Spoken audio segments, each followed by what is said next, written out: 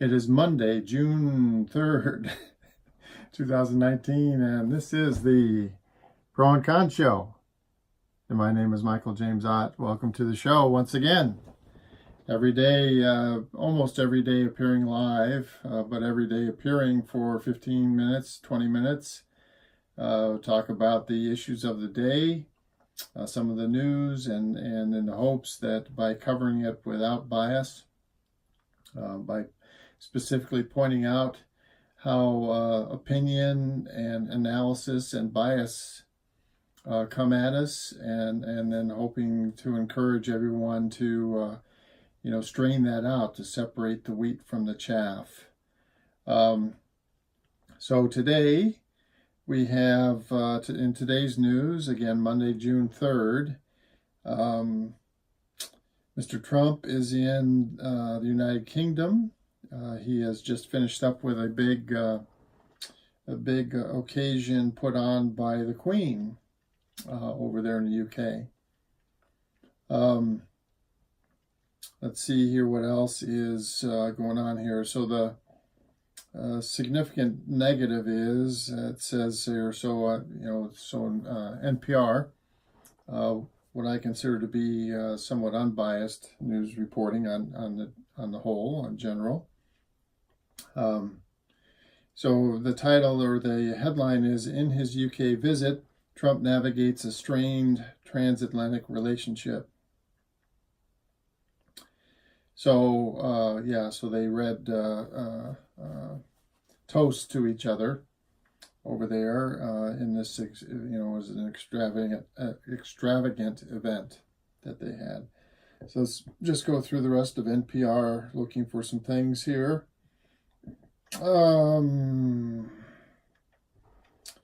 So another headline: genocide has been committed against Indigenous women and girls, a Canadian panel says. So a years-long inquiry found that the Indigenous communities in Canada have been targeted by a pattern of rights violations that were aimed at eradicating their existence as nations, communities, families, and individuals. So generally this is a positive story from the sense that some of the truth is coming out. That apparently there is the negative side, of course, is this oppression and bigotry and violence and stuff was being directed against the early inhabitants of the Canadian territory. Again, this is something similar happened here in the United States of America. So we don't have any positive thing to say about that. We can't point fingers at Canada and say, well, see, we did this better. The United States, of course, has committed multiple atrocities against the Native Americans, centuries ago, and there's been decades of stuff since. And of course, we are hopefully making some progress there. Things are hopefully being a little bit better, but still, again, that thing about the bias and racism and oppression, it will never go away. We have to consciously work at it every single day, each and every one of us, so that we're not doing something wrong by some other person because of their skin color or height or weight or sexual preference or whatever. Okay, got to treat everybody as if they were ourselves, from the standpoint of specifically consciously trying to eliminate that bias that we might feel. Let's see here.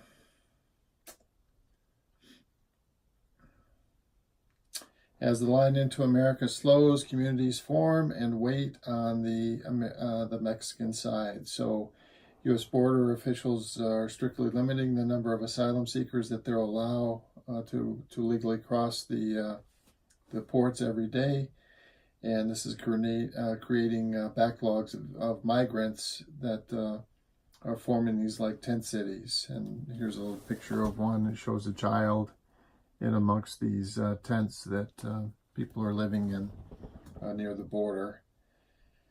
What else? On the national front, they say completely catastrophic flooding and tariffs causing chaos for farmers. So, as you may know, there's the farmers, the agricultural products have gotten caught up in the tariff battle that initiated by Mr. Trump primarily. And so now in the crossfire, a lot of farmers are suffering, but they're also, unfortunately, because of some severe weather that we've had, ongoing rain and stuff like that, they've not been able to get their crops into the fields. In fact, I haven't talked to my mother recently, but she lives in northern Illinois, and as I spoke to her about a week ago, there were many areas in the area where I grew up where the farmers had not been able to get their crops in because of all the rain and the flooding that was there. So don't know if that's, I know the time is running out. This is, in the northern part of the country, the crop season is not infinitely long. And so, if something doesn't change soon there's probably going to be some problems. And then another, let's just skip, because I wanna go to Huffington Post. So there's a couple of things here. So one is, and again, unfortunately, they use the rhetoric, right? The bold type, the exclamation points, trying to elicit emotion in you, in me, in everyone, right? And so, again, set that stuff aside. Who, what, where, when. These are the important things. Try to avoid this. But the Huffington Post, just to show you what that looks like, of course, there's a picture of the ex-governor up in Michigan, and it says that his phone has been seized over Flint. So I've seen some news stories about this in the past. The short side of it is, or the short summary is that Flint, Michigan, of course, is famous. They had all kinds of issues with their water supply, and there is a concern being raised by several of the citizens up there that the governor, because of his background and some of the businesses that he associates with that profited from trying to change the water system in Flint, that he was driving this and then allowed it to occur. So he not only wanted it to occur, but then once there were complaints about the water quality and stuff like that, he did nothing to try to fix it. So anyway, that's the kind of a battle over that. And of course, the Huffington Post points out, you notice what the National Public Radio said. They said, there's strained relationships between the United States and Great Britain. But in the Huffington Post, of course, the left-leaning says Trump UK kickoff trashes London mayor, and that is true. So Mr. Trump took to Twitter, and for some reason decided to say a bunch of disparaging remarks about the mayor of London. And the president of the United States, the mayor of London, really? That's I think those people that don't like Mr. Trump very much, of course, they're extremely disappointed and angered by when he does this kind of thing. The people that like Mr. Trump also are disappointed, less angered, I guess. But yeah, not a brilliant thing from my perspective. It's what is the President of the United States? Why is he trying to inflame some kind of relationship or some kind of issue with the mayor of London? And so there's one of the main stories in CNN is that another judge has, so there these border wall disputes are going on, and the Trump administration tried to redirect money from various things to building the border wall, and the Democrats saying, no, you're bypassing Congress on this. So some of the lower courts that were chaired by appointees of Mr. Obama had been blocking the change in spending, and now, according to CNN here, one level up, let's see what level of courts this is. A federal judge in Washington on Monday denied the request to block Mr. Trump's transferring of funds. Judge Trevor McFadden said the House lacks standing to bring the challenge. The court declines to take sides in the fight between the House and the president.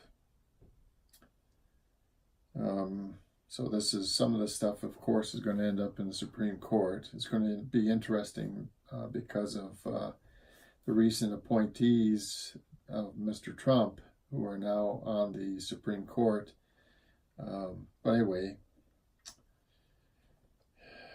and then the article says that Mr. McFadden is a Trump appointee. So he was appointed, obviously, in the last 2 years. And so he held about a 3-hour hearing last month and has ruled on it, and is basically saying that from his perspective, the administration's plan to redirect funding from other programs to the border wall is not within his purview to stop. So, like I say, it's probably going to keep going on. Okay, let's go to Fox News. Oh, yeah, so back on the Huffington Post, so the Democratic primary effort is ongoing, and there's 23 or 24 Democratic candidates, and one of them is Senator Gillibrand.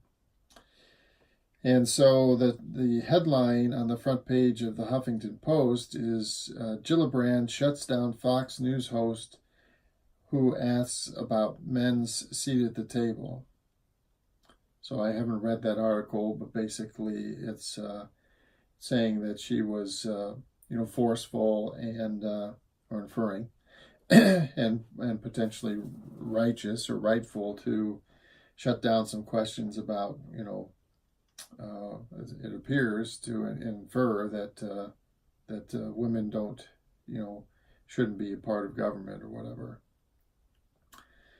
But then when you go to Fox News, their headline for Ms. Gillibrand is "Firing Back. NRA responds to Gillibrand put down by posting her 2008 letter praising the same gun rights group."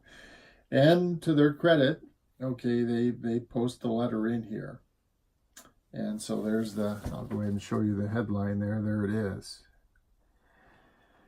So, yeah, and so in modern times here, so roughly 10 years after this letter was written, Senator Gillibrand was definitely talking strongly about gun control and how much she disliked the NRA. But 10 years earlier, she wrote a letter stating essentially the opposite. Now, this is one of the problems that politicians have. they unfortunately will change positions based on what they think will get them elected. And then, so I'm just a few words about this again.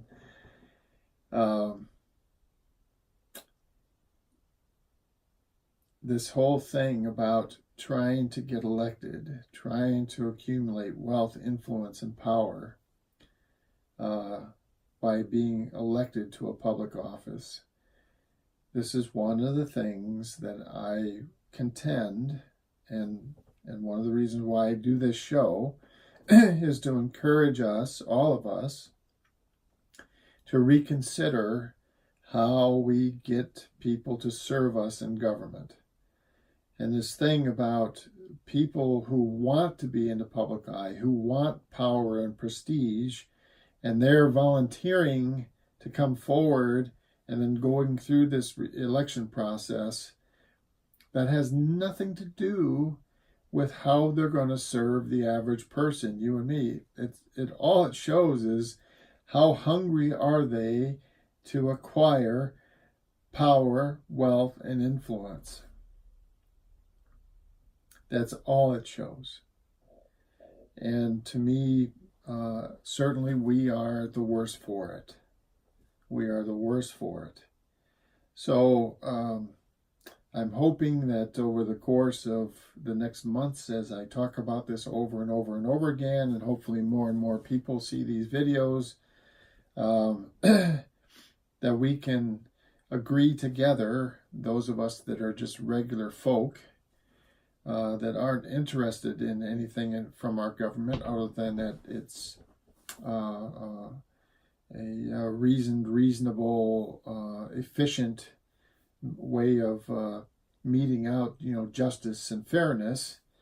That we want people that will serve us, to serve the people, and the way you get that is you don't have people who are just. This is the major reason, Mr. Trump. The reason why he is the president of the United States and wanted to be the president of the United States was to accumulate wealth, influence, and power. That's it. That's it. And Ms. Gillibrand is the same way. Certainly there's a bunch of politicians that aren't. Some number of them. I don't know what percentage. But so many of them are, driven to be successful, to acquire wealth, influence, and power.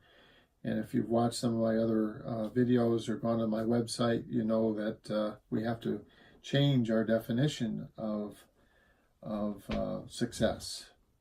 We have to get away from the accumulation of wealth, influence, and power, out with WIP, W-I-P, and in with service to the planet and the humanity that lives on it. And another part behind that is, let's see here, which one of these? I think it was CNN. Let me go back to CNN.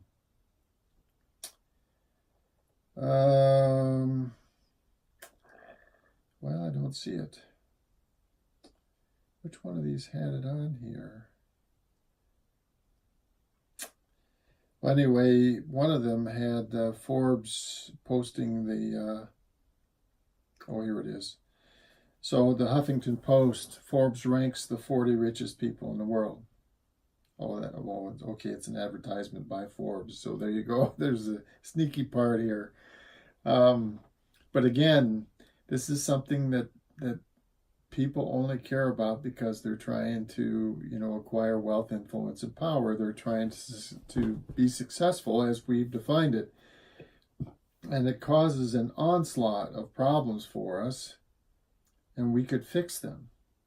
But we have to redefine success in all our lives, in my life, in your life, and how you perceive me, how I perceive you, how we perceive our neighbors or whatever. This all is focused on the kind of the fundamental root of our problem, which is we have the wrong definition of success. Well, we're out of time for today, Monday, June 3rd. Again, hoping that some of the discussion that we've had is helpful and will cause us to be in a better dialogue, a better discussion about the issues, and to come closer to working together to properly govern ourselves going forward. So for Michael James Ott, that's me. Bye for now.